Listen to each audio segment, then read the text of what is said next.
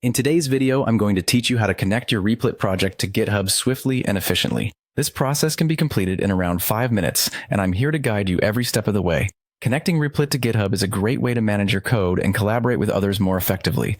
So let's dive in and get started. First things first, you'll need to log into Replit. Go to the Replit website and enter your credentials to access your account.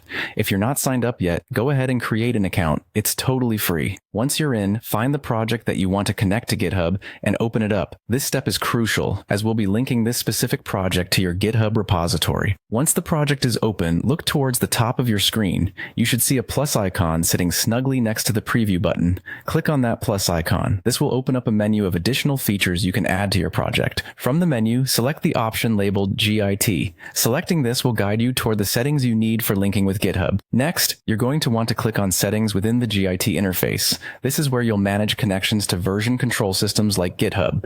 In the Settings section, you should see an option for GitHub connections. Beside it, there will be a button for signing in. Click that button to continue the process. Once you've clicked Sign In, a GitHub window will pop up prompting you to log into your GitHub account. Go ahead and enter your GitHub credentials and click the Authorize button. This step ensures that GitHub and Replit can communicate with each other securely. With authorization in place, it's time to choose the repository you want to link to your Replit project.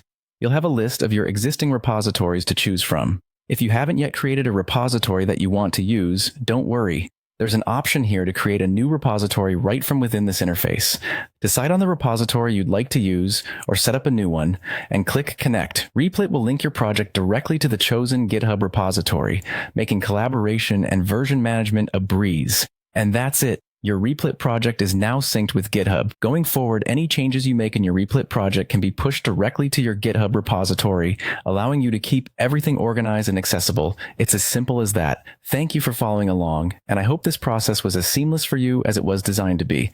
Have fun coding and happy collaborating.